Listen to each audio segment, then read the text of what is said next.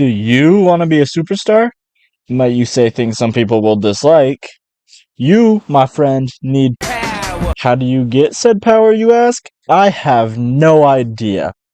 Well, I'm the Dawsonator, and I do have 2 or 3 examples of why you need to secure said power. The thing about it, me and Adidas, is like, I could literally say anti-Semitic shit and they can't drop me. I could say anti-Semitic things and Adidas can't drop me. Now what? Now what? Turns out, they can. The whole world watched Ye self-destruct in the span of about a month. Even his haters wouldn't have thought he would actually be this punished, and clearly he didn't think so either. It seemed like he positioned himself in a way to get away with anything. He generated billions with Adidas, but impressively the giant corporation put their money where their mouth is and dropped Ye, as did almost every other company ever. This dude had companies he never worked with cutting ties. I'm in the camp of people who think if this man wants to clutch a comeback, he absolutely will, but regardless, this man's career from a year ago has been demolished.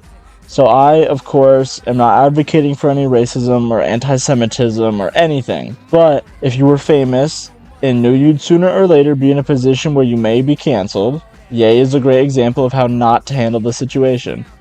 For starters, Ye had no actionable power at Adidas other than his status as a walking money machine. His contract also disabled him from building on Yeezy outside of Adidas.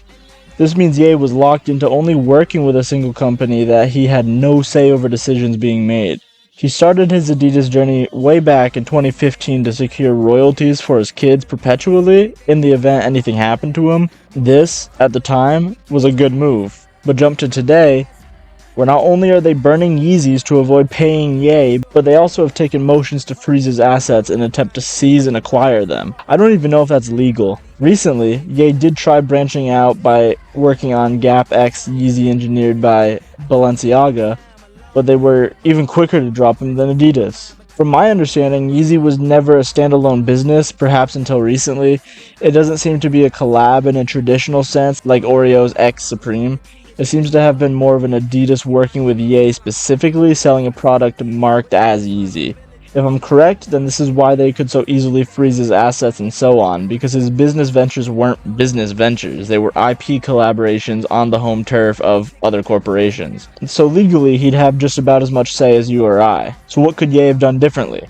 Back in 2015, or even earlier, investing in Yeezy as its own company, similar to what he did with Pastel, could have given him more leverage against Adidas during negotiations, saying like, look, X is what we do, we would like to work together to do Y, could have saved him from getting trapped in with Adidas. This also would have meant that when he got dropped, he could have redistributed funds into his already successful and self-owned endeavor, rather than having to build up from scratch.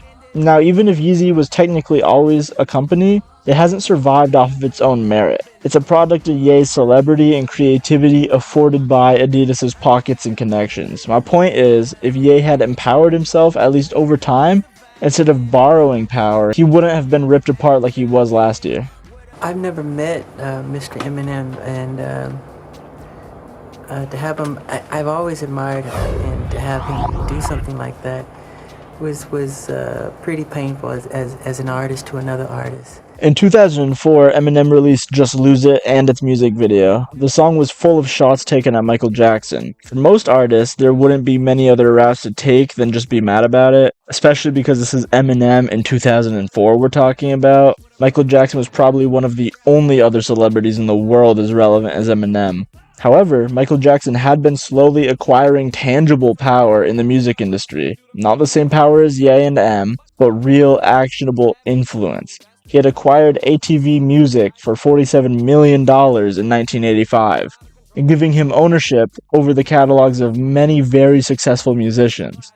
A decade later, he sold 50% for $100 million, creating ATV Sony Music Publishing.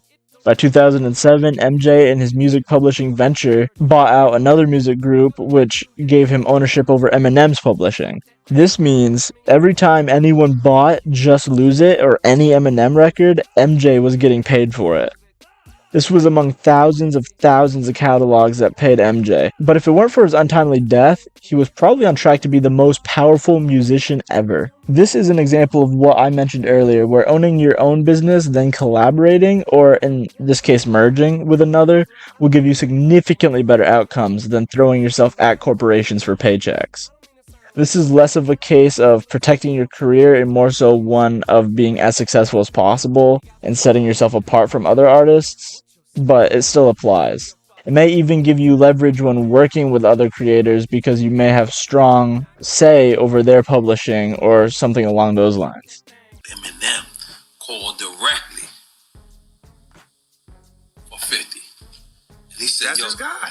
He said, I can't do it if I can't break 50 up. But that's his guy. Fun fact, Jay-Z, through Rock Nation, has a partnership with the NFL to help pick out Super Bowl halftime performers.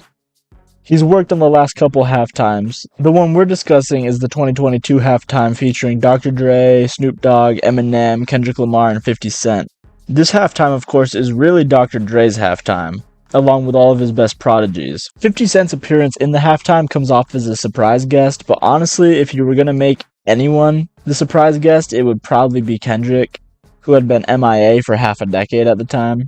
What came out after the halftime is that Jay-Z initially attempted to block 50 from performing. This, from my understanding, was just a petty holdup from previous beef with one another.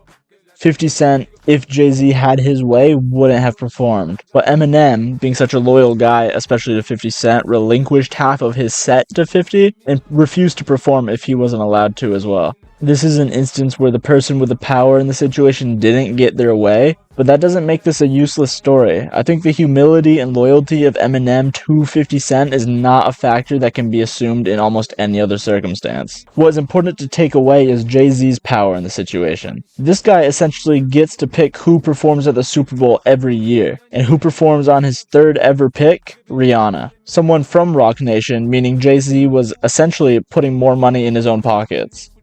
This gives Jay-Z near unparalleled sway in the rap game, being able to pick and choose who gets to perform in front of the entire US every year. This may make artists think twice before going against Jay-Z in anything, and maybe even sucking up to him for a chance to perform. What are the odds Drake performs under Jay-Z's partnership, or even Ye, two artists that would undoubtedly be giving back to Jay? All of this is also through his label Rock Nation, meaning the partnership can stand independent of Jay-Z if he comes under any controversy, making this a much more secure and strong position to hold in the music industry, opposed to Yeezy Adidas. Those are 3 cases of power usurping fame.